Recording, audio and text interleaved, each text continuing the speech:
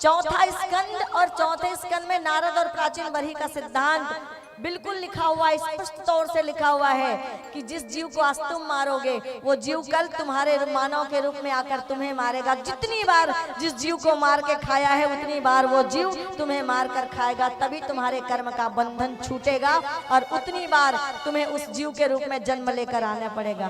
अब बने कुकरील नरी मुर्केश्वर 9 दिन दुर्गा दुर्गा और 10वां दिन मुर्गा मुर्गा आई मुँह चूर गए जाने किलो कटिल नानबे कथे और 9 दिन तो ओम जय अम्बे इहिल कथे बगुला भक्ति और इहिल कथे पाखंड।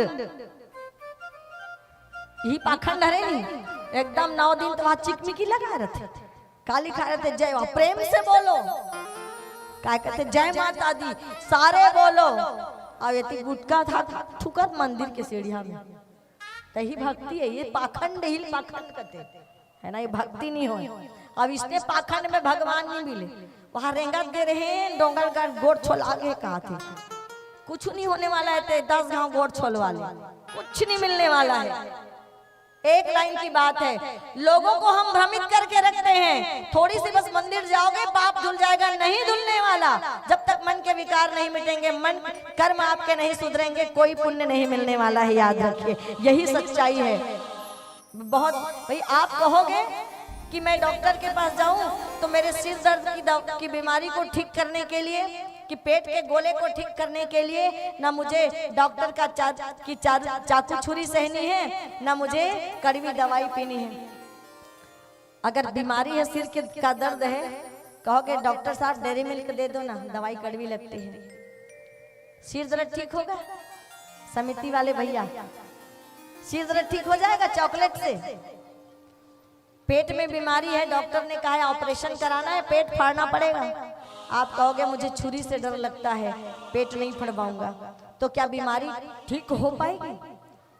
उस छुरी के द्वारा जब पेट को फाड़ा जाएगा तो पेट के फाड़े जाने का दर्द आपको सहना पड़ेगा, कड़वी दवाई खानी पड़ेगी, तब जाकर बीमारी ठीक होगी। आप कहोगे कि थोड़े थोड़े चुटकुले सुना दे, 3 घंटे में रफा दफा करके जय जय श्री राम करके 7 दिन की कथा समाप्त हो जाए और जीवन का कल्याण हो जाए, तो ऐसी कथा से जीवन का कल्याण नहीं होने वाला है।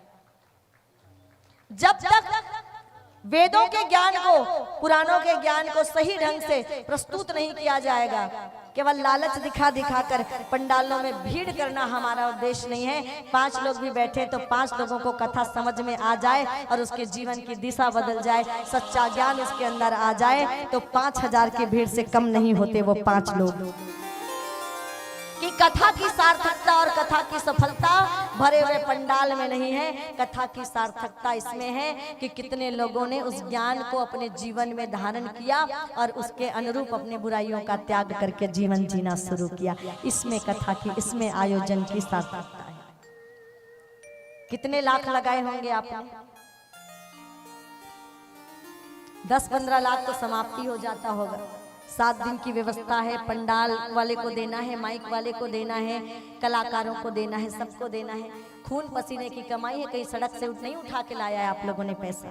आपके अपने घर के खून पसीने की कमाई है, आपकी ईमानदारी की कमाई को आपने एक एक पैसा जोड़ के लगाया है, तब कहीं जाकर ये दरबार भगवान का सजा है।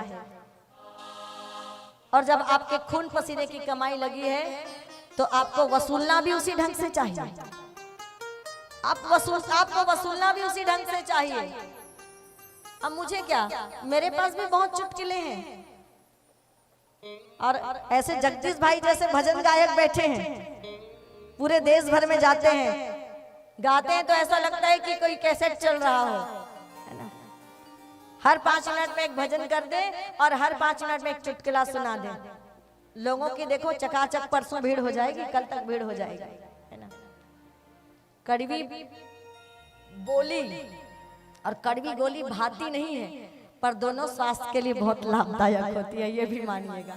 दोनों में क्षमता होती है कि अगर दवाई गोली डॉक्टर की कड़वी बीमारी ठीक करती है शरीर की, तो व्यास की कड़वी बोली आपके मन की बुराई और मन की बीमारी को ठीक करती है। ये याद रखिएगा।